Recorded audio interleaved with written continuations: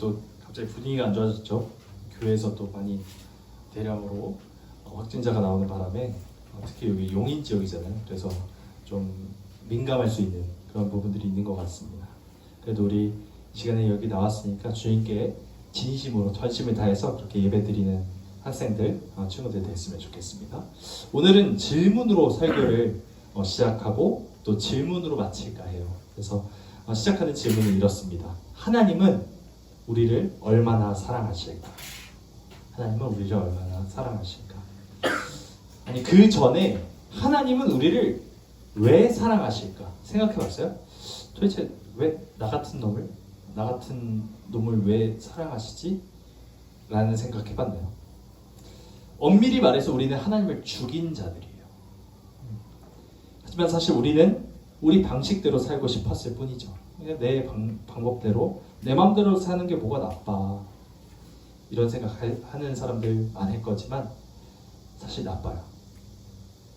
내 마음대로 내 방식대로 산다는 것은 내 마음과 내 방식이 옳든 옳지 않든 눈 가리고 귀 덮고 살겠다는 거죠. 그냥 눈 감은 채 귀 막고 눈 가리고 아웅하고 있는 그런 모습이에요.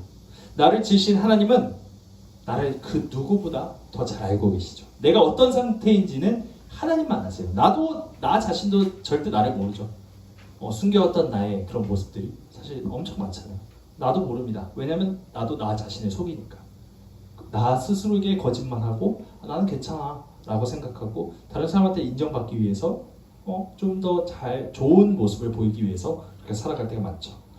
그런데 하나님께서 나에게 이렇게 말씀하세요. 넌 지금 말기암이야. 지난주에도 이관희 집사님, 교회 오빠 이관희 집사님 말기암일 때 얼마나 힘드셨는지 봤잖아요. 잠깐.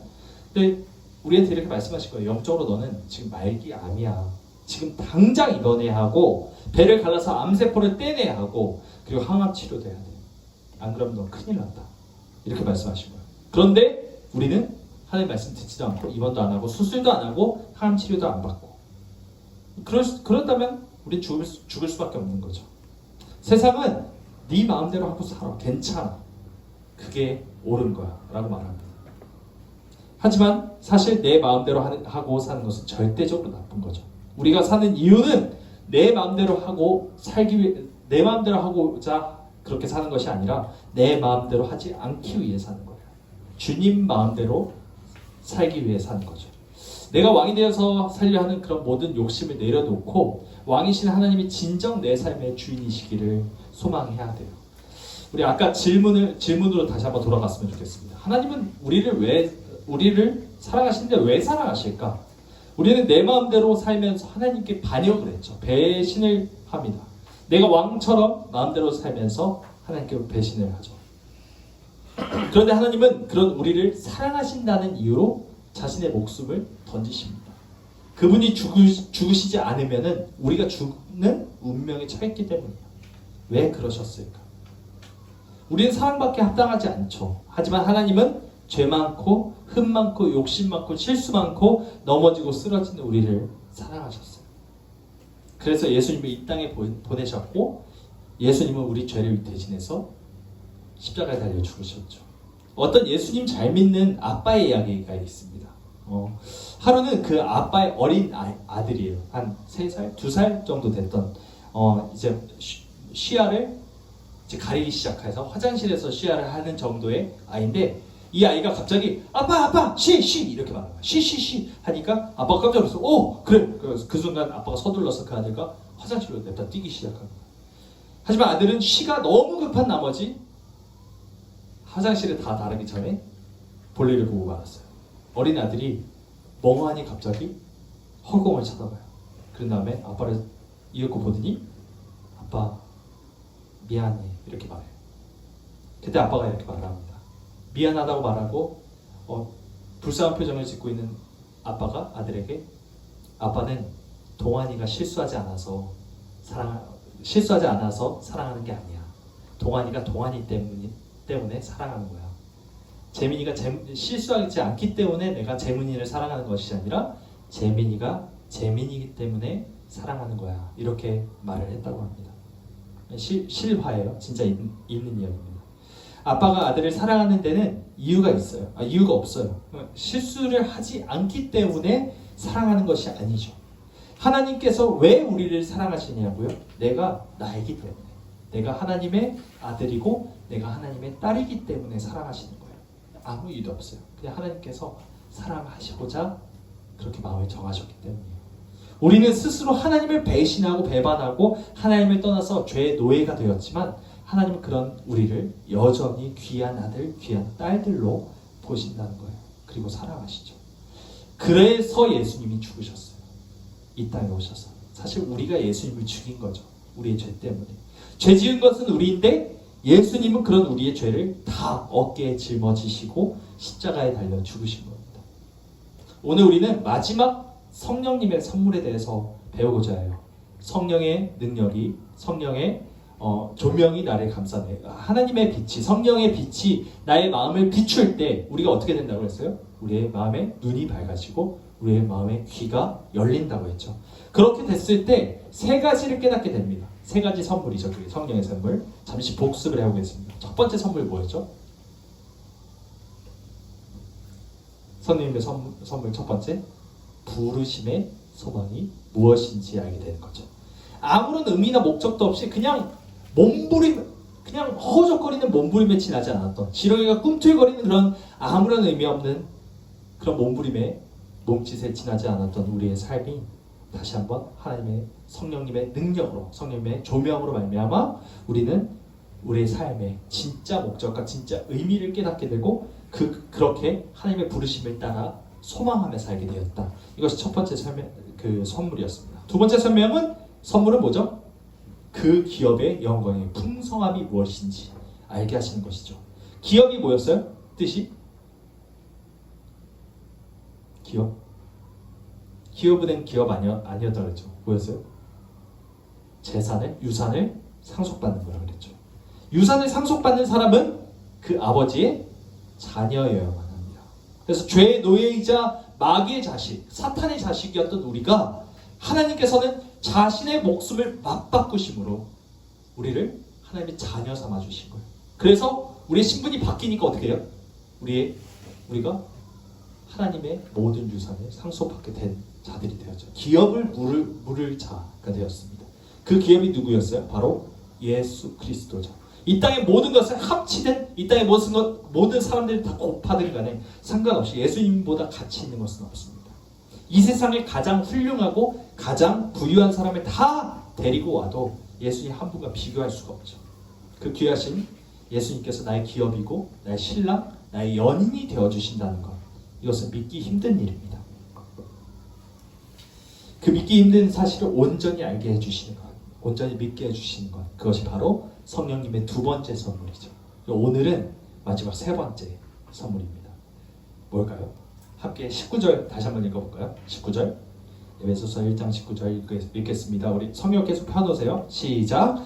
그의 힘의 위력으로 역사하심을 따라 우리에게 베푸신 능력의 지극히 크심이 어떠한 것을 너희로 알게 하시기를 구하노라. 우리 천천히 조금 더 생각하면서 읽어보겠습니다. 무슨 뜻인지 한번 이해하면서 시작. 그의 힘의 위력으로 역사하심을 따라 믿는 우리에게 베푸신 능력의 지극히 크심이 어떠한 것을 너희로 알게 하시기를 구하노라. 아멘. 이 말씀 이해가 되나요? 이해하기 쉽게 말하면 이래요. 하나님께서 우리에게 베풀어 주신 능력, 그 능력이, 하나님의 능력이 얼마나 엄청난 것인지를 깨닫는 것. 이것이 바로 성령님의 선물 마지막 세 번째입니다. 하나님께서 우리에게 베풀어 주신 하나님의 능력이 얼마나 엄청나고 얼마나 가공할 만한 것인지 그것을 깨닫는 것. 그것이 우리의 선물입니다. 하나님의 능력이 얼마나 엄청난 것인지를 깨닫는 것이 왜 선물식이나 될까요? 세상에서는 사람이 능력이 있다, 유능하다 이런 말을 하죠. 유능하다, 능력이 있다 똑같은 말이지만 유능한 사람이다, 능력 있는 사람이다 말할 때 어떤 사람을 그렇게 표현하죠?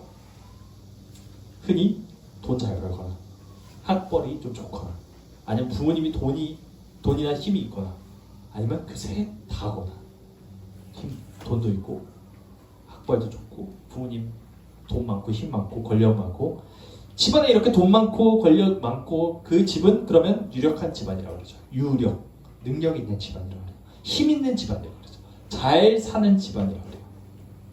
그래서 동환이가 만약에 뭐 재벌집 아들이야. 그러면 잘 사는 집. 저 사람 뭐 힘 있는 집 자식이야. 이런 말을 듣겠죠. 어떤 어른들에게나 아니면 친구들에게. 세상은 이런 사람을 잘 사는 사람, 힘 있는 사람이라고 말합니다. 세상에서는 돈 많고 돈 잘 버는 사람이 잘 사는 사람. 학벌이 좋아서 좋은 직장 다니는 사람이 잘 사는 사람이죠. 부모님이 돈 많고 권력이 있으면 그 사람은 잘 사는 사람이라고 말합니다. 결국 세상에서 말하는 힘, 세상에서 말하는 능력은 곧 뭐예요? 돈이죠. 돈이 힘을 줘요. 돈이 능력을 줍니다. 돈으로 못할 것이 없어 보이는 세상이에요. 여러분들 알잖아요. 친구들도 알죠. 솔직히 10대지만 돈이면 다 되는 세상 아닌가? 이런 생각을 한 번쯤은 했을 거예요. 사람을 돈으로 사서 내가 할 일을 대신하게 하죠. 시간을 사요. 내가 원하는 물건 다 갖죠. 그리고 내가 원하는 일 다 할 수 있도록 해주죠. 언뜻 보면 정말 돈이 모든 것을 가능하게 해주는 것 같아요. 돈이 힘인 것 같죠. 능력인 것 같습니다. 그렇기 때문에 마음의 눈이 열리지 않은 채 세상 사람들이 결국 돈을 쫓아 살아갈 수밖에 없어요. 하지만 우리가 이 세상을 살아가는 것은 세상이 말하는 것처럼 돈을 많이 갖고 있어서 잘 살기 위해서 하는 것이 아닙니다. 세상은 네 마음대로 하고 네 하고 싶은 대로 하고 살아라고 말을 하죠. 우리를 부추깁니다. 그런데 그렇게 내 마음대로 하고 살려면 뭐가 필요해요? 돈이 필요합니다.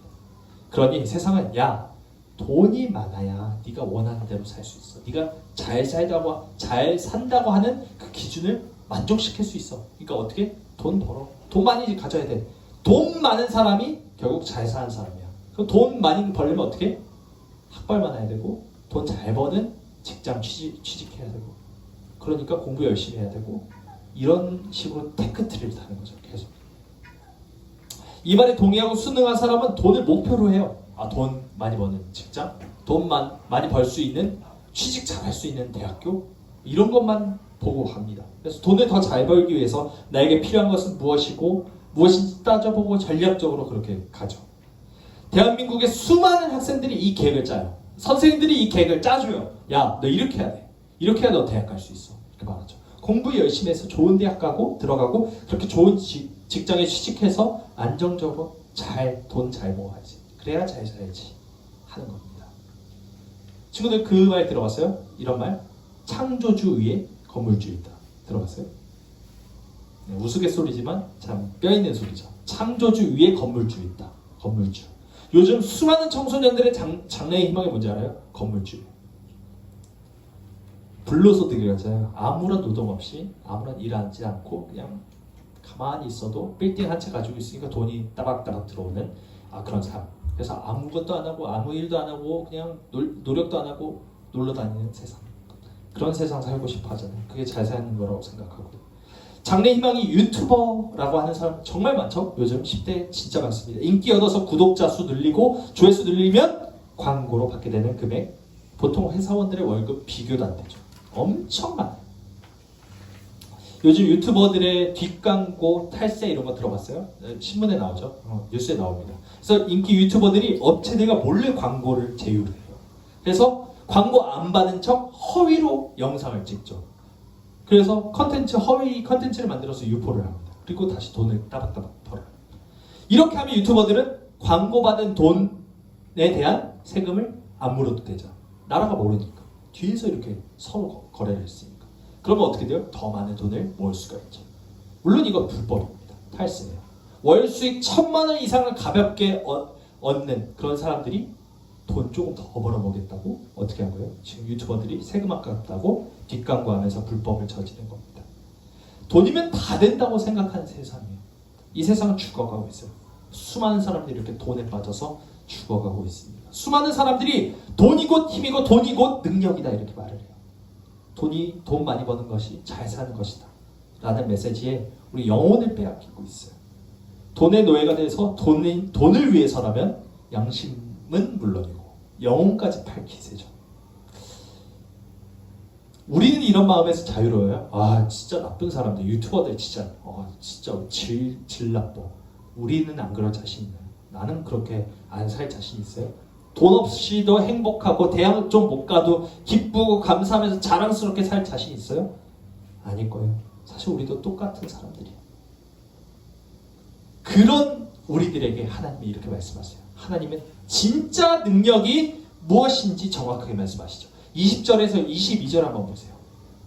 이것이 바로 진짜 능력이라고 하나님 말씀하고 계세요. 20절에서 22절 여기 보시면 능력이 무슨 능력이면 예수 그리스도를 다시 살리시는 능력이에요. 뭔 능력이에요? 한번 생각해 보세요. 예수 그리스도를 다시 살리시는 능력. 예수님을 자기 오른편에 앉히셔서 모든 통치와 권세와 능력과 주권과 지금 이 세상뿐만 아니라 오는 세상에 일컫는 모든 이름 위에 뛰어나게 하시는 능력. 이게 능력이래요. 온 세상 만물을 예수 그리스도의 발 아래 복종하게 하시고 예수님을 만물 위의 교회의 머리로 삼으시는 능력.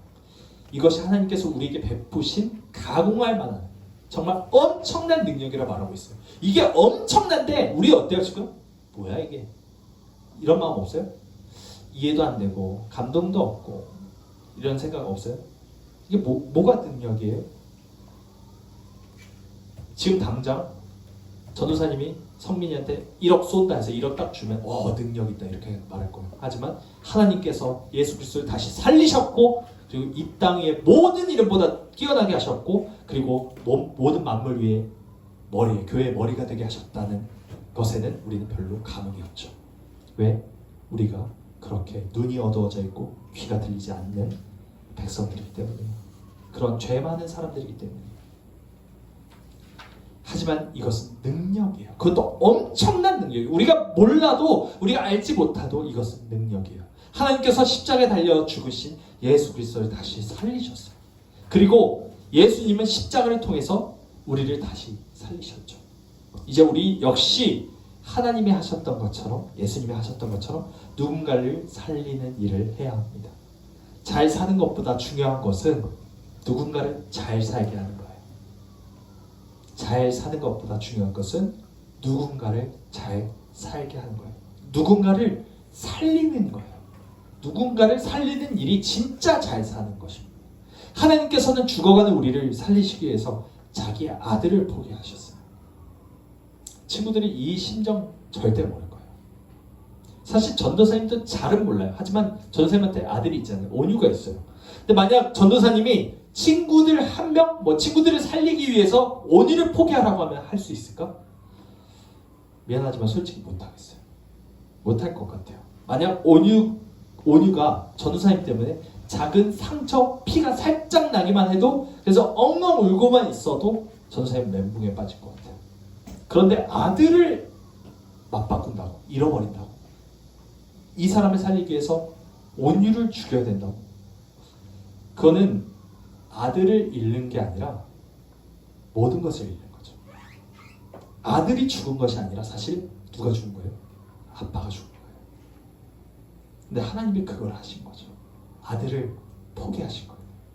하나님이 무정하신 분이기 때문이 아니라 오히려 반대로 우리를 너무나도 사랑하셔서 그렇게 하신 거죠. 우리를 사랑하셔서 우리를 살리시려고 하나님은 아들을 잃으신 게 아니라 모든 것을 잃으시고 자기 자신을 잃으신 겁니다. 우리 때문에. 하나님은 모든 것을 잃으셨어요. 그리고 하나님의 아들 예수님도 모든 것을 잃으셨죠.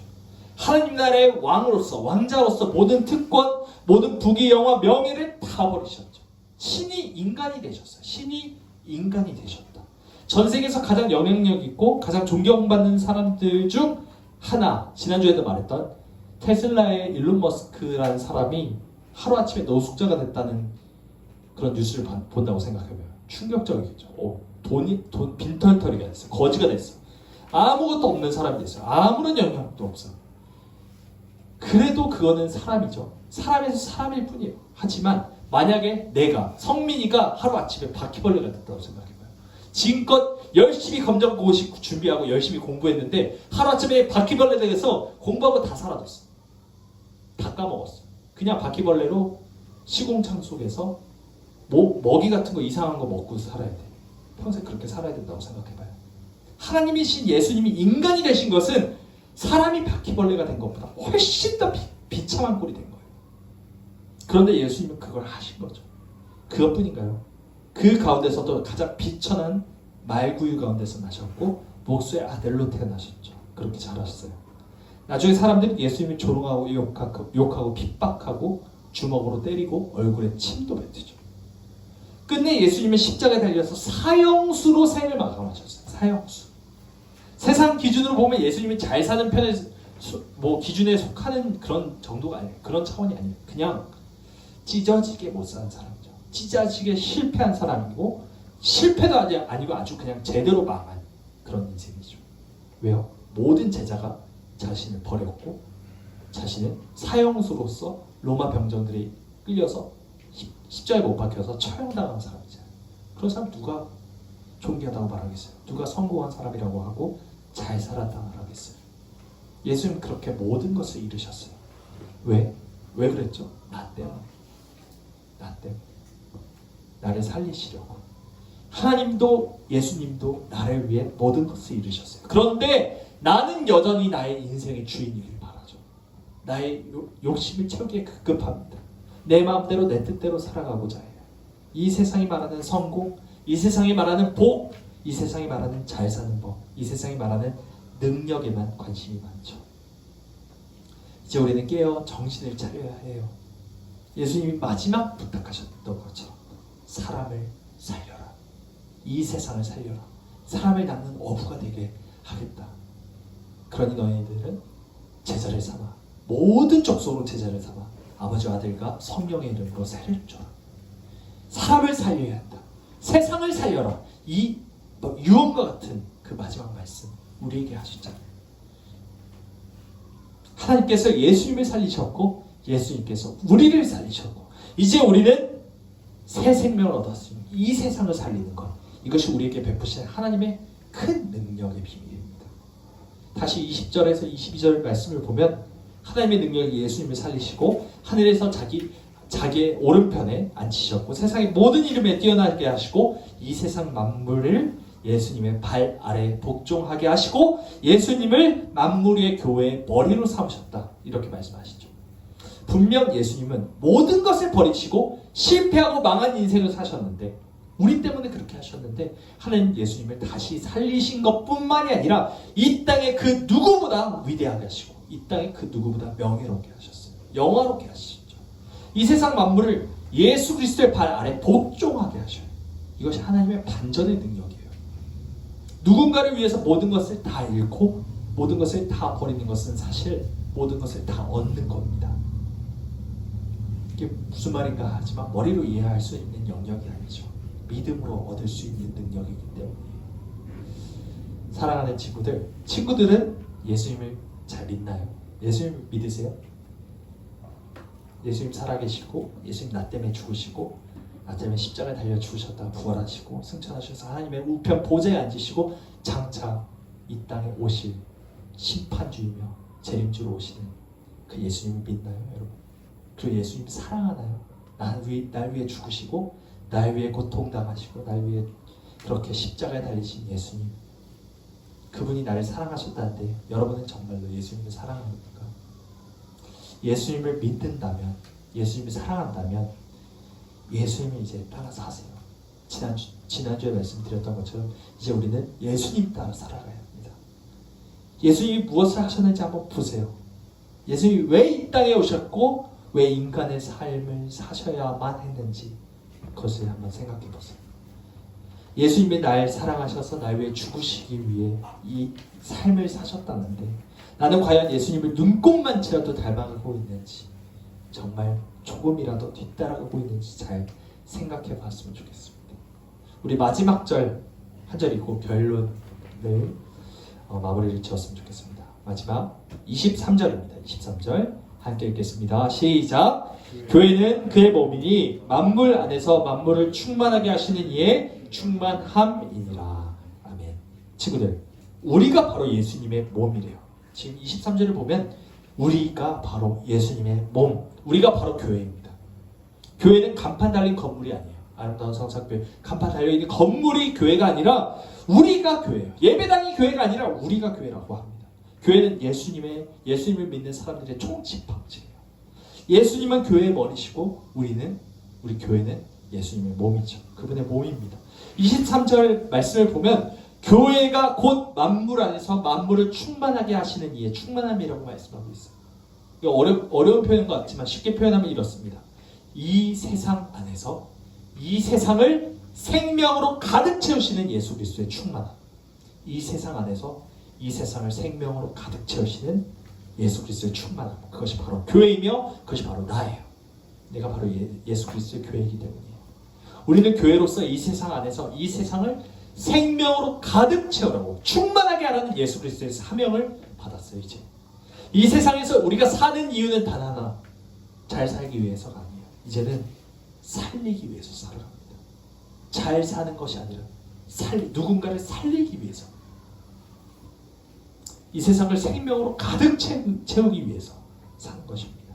나 혼자 잘 먹고 잘 살고 내 뜻대로 잘 즐기다가 죽으면 이후에는 아무것도 남지 않아요. 험한 것뿐이에요.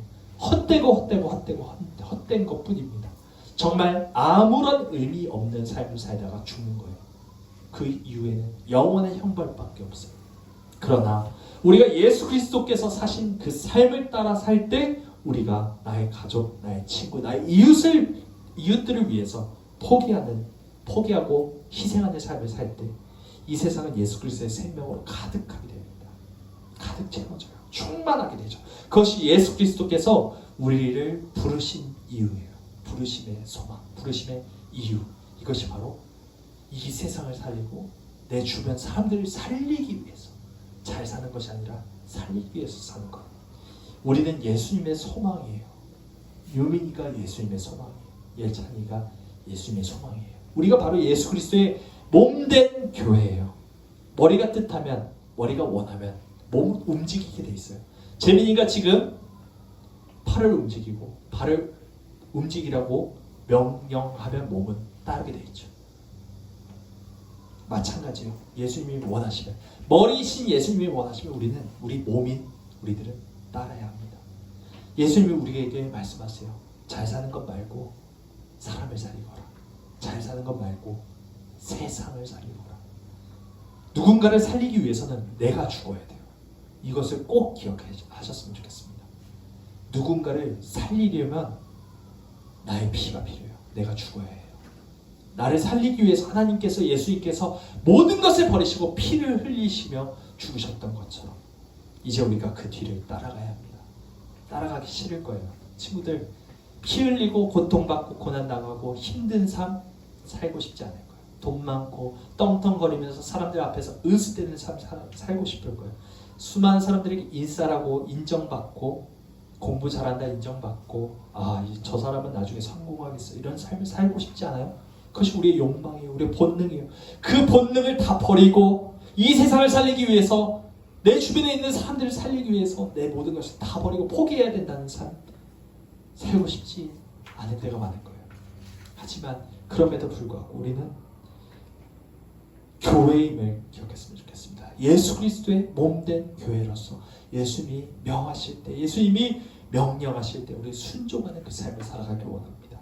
우리는 만물 안에서 만물을 충만케 하시는 이의 충만함입니다. 우리가 바로 이 세상을 살리는 하나님의 엄청난 능력인 거예요.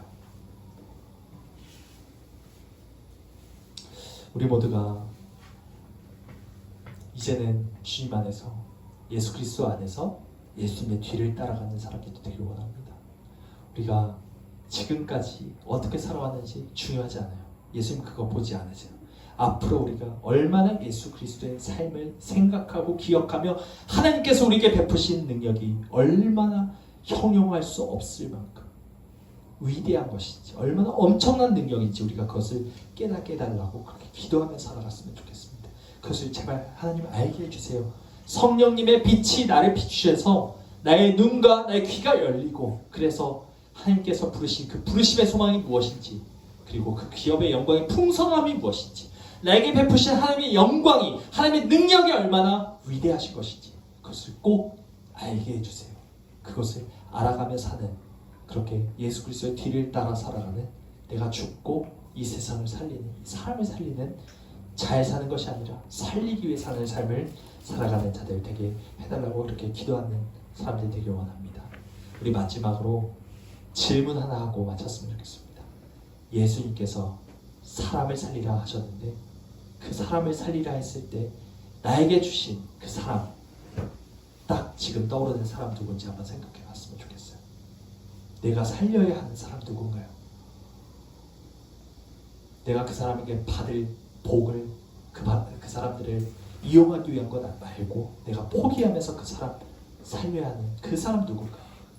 그 사람을 위해서 우리가 기도하며 이 시간에 나아갔으면 좋겠습니다. 하나님께 나아갔으면 좋겠습니다.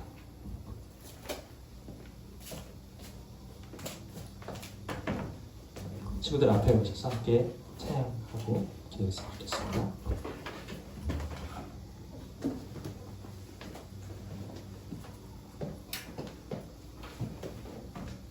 앞에 불을 꺼주시고 함께 찬양하겠습니다. 낮은 곳으로 라는 찬양입니다.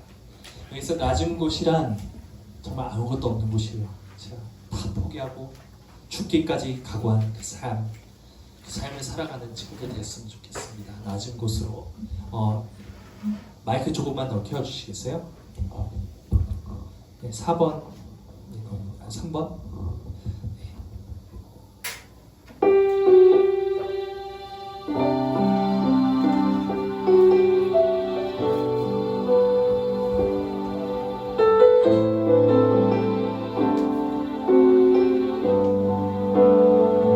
우리의 섬김이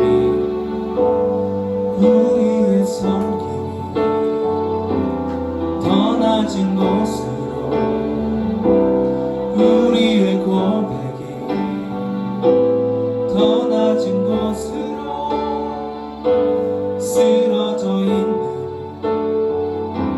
그들을 향해 당신이 그랬듯 더 낮은 곳으로 우리의 섬김이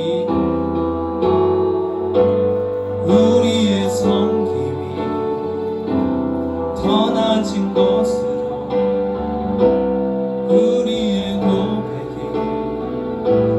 더 낮은 곳으로 쓰러져 있는 그들을 향해 당신이 그랬듯 더 낮은 곳으로, 낮은 곳으로, 낮은 곳으로 우리를 초대하네. 함께하자고 말씀하시네. 우리도 예수 그 길을 따라 함께 가길 원하네. 주님이 우리와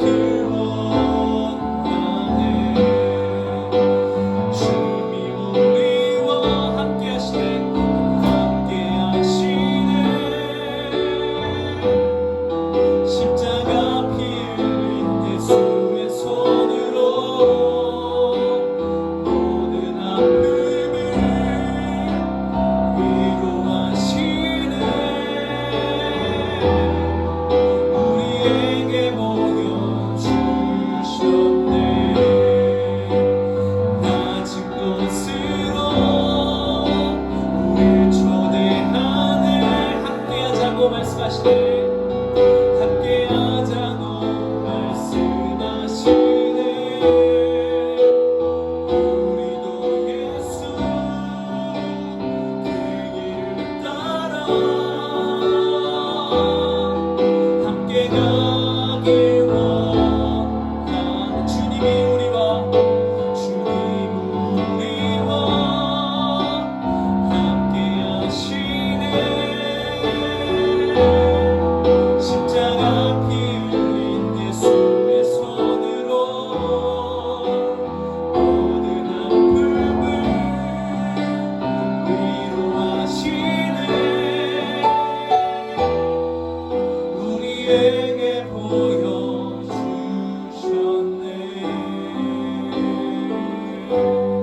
아멘. 하나님은 말씀하십니다. 예수님은 말씀하십니다. 함께하자. 그 함께하는 길은 잘 사는 길이 아니라 사람을 살리는 길입니다. 사람을 낚는 어부가 되게 하겠다 제자들에게 그렇게 고백하신 예수님의 말씀은 사람을 살리시겠다는 말씀이었습니다. 사람을 살리시기 위해서 그 죽음의 길을 걸어가셨습니다. 십자가의 길을 걸어가셨죠. 우리는 그 길을 걷길 원하고 있습니까? 고통받고 내가 희생하고 내가 포기하고 내가 조금 못 살아도 이 사람을 살리기 위해서 희생하는 삶을 따라 살아가고 있나요? 예수님의 뒤를 따라가겠습니다. 하나님, 제가 포기하겠습니다. 제가 화 안 내겠습니다. 제가 열받고 지금 짜증나도 제가 참겠습니다. 제가 저 사람을 사랑하지는 못해도 예수님이 하셨던 것처럼 그렇게 내가 희생하고 내가 포기하는 삶을 살아가겠습니다. 저 사람을 살릴 수 있었으면 좋겠습니다. 고백을 드리며 그렇게 살아가는 친구들 되길 원합니다. 시간에 우리가 살려야 하는 그 사람 누구입니까? 하나님께서 우리에게 말씀하신 이 사람을 살려라 하는 그 사람 누구예요? 내가 희생하기를 원하시는 그 사람 누구인가요? 그 사람을 떠올리며 하나님, 이 사람을 사랑하게 해주세요. 이 사람을 위해 내가 희생하게 해주세요. 그 사람이 엄마 아빠입니까? 그 사람이 어떤 친구입니까? 나의 베프입니까? 그 사람이 어떤 이웃집 아저씨입니까? 나를 열받게 하고 나를 항상 힘들게 하는 어떤 할아버지, 할머니입니까? 누군지 모르겠어요. 딱 떠오르는 그 사람, 하나님께서 사랑하라 하셨으니 내가 먼저 희생하고 포기하며 살아갈 수 있도록 하나님 도와주세요. 그 살리는 능력, 이 교회를 통해서 이 세상을 살리는 하나님의 그 놀라우신 능력을 맛보며 그렇게 깨닫고 맛보며 살아가는 모든 사람이 되었으면 좋겠습니다. 그런 마음으로 이 시간에 함께 기도하면서 나갔으면 좋겠습니다. 기도하실 때 하나님, 나에게 능력 주시옵소서. 이 세상이 말하는 능력이 아니라 사람을 살리는 능력, 예수 그리스도께서 십자가로 달려가셨던 그 능력, 그리고 하나님께서 예수님을 살리셨고 예수님이 나를 살리셨던 그 능력, 이제는 내가 세상을 살리는 능력 가지고 내가 나 자신을 포기하며 희생하며 살아가는 그 능력 있는 자, 사람을 살리는 자 되게 하여 주시옵소서. 그렇게 고백하며 나가기를 원합니다. 기도하겠습니다. 아버지 감사합니다. 주여 도와주시옵소서. 내가 능력 있는 자가 되길 원합니다. 하나님께서 베푸신 그 능력이 무엇인지, 그 엄청나신 능력, 그 형용할 수 없는 그 능력이 무엇인지 알길 원합니다. 깨닫길 원합니다. 아버지요, 알게 하여 주시옵소서. 그것이 어떤 것인지 알게 하여 주시옵소서. 아버지, 그것은 아버지 이 세상에서 떵떵거리면서 이 세상에서 호의호식하며 살아가는 능력이 아닙니다. 아버지, 어떤 사람을 살리기 위하여, 이 세상을 살리기 위하여 내가 죽는 능력임을, 그렇게 세상을 살리는 능력임을 기억하게 하여 주시옵소서. 아버지, 그 반전의 능력을 내가 깨닫게 하여 주시고 맛보게 하여 주시옵소서. 나는 그것의 소망에만 살게 하여 주시고 예수님께서 온 땅에 위대하고 아버지 뛰어난 이름의 능력이 있는 그런 예수님이 되셨던 것처럼 하나님 우편보좌에 앉으셔서 장차 이 땅을 심판하러 오시는 만물 위에 그 예수님을 세우셨던 것처럼 우리도 역시 하나님 따라 예수 그리스도 따라 살아가며 아버지와 존귀케 되는 그 역사를 아버지 하나님께서 맛보게 하실 것을 기대합니다. 아버지, 우리가 먼저 이 땅에서 살아갈 때 포기하며 희생을 살아가는 것이 무엇인지 깨닫게 하여 주시고 그 기쁨을 누리게 하여 주시옵소서. 예수님께서 그 기쁨을 위하여 아버지와 기쁨을 참지 못하시고 우리를 위하여 죽으셨던 것처럼 우리는 역시 그 죽음의 길, 십자가의 길을 두려워하는 것이 아니라 사랑하는 능력을 얻게 하여 주시옵소서. 주께서 우리를 살려주시옵소서. 능력 있게 하여 주시옵소서.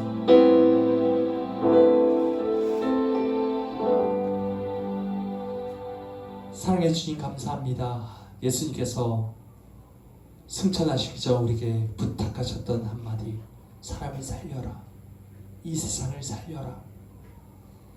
제자로서 그렇게 교회로서 우리를 부르셨던 것, 그 부르심을 우리가 기억하고 이제 그 부르심의 소망을 따라 살아가는 한 사람 한 사람 친구들에게 축복하여 주시옵소서. 하나님, 우리 한 사람 친구들이 나 자신 잘 먹고 잘 살고 떵떵거리면서 살고 돈 많이 벌어서 이 세상 누구 부럽지 않게, 남 부럽지 않게 살아가는 것, 그것을 목표하는 것이 아니라 예수님이 목적하셨던 것처럼 이 세상을 살리며 나를 살리기 위해서 죽으셨던 것처럼 나도 이제 이 세상을 살리고 사람을 살리는 일에 동참하는 그런 그리스도인 되게 하여 주시옵소서. 예수님을 믿고 예수님을 사랑한다고 말로만 고백하는 것이 아니라 우리 삶이 그렇게 되길 주님 축복하여 주시고 우리 삶이 변화되게 하여 주시옵소서. 감사합니다. 예수 그리스도의 이름으로 기도합니다. 아멘. 주기도문으로 예배를 마치겠습니다. 하늘에 계신 우리 아버지여, 이미 거룩히 여김을 받으시오며 나라의 마옵시며 뜻이 하늘에서 이룬 것 같이 땅에서도 이루어지이다. 오늘날 우리에게 일용할 양식을 주옵시고 우리가 우리에게 죄 진 자를 사하여 준 것 같이 우리 죄를 사하여 주옵시고 우리를 시험에 들게 하지 마옵시고 다만 악에서 구하옵소서.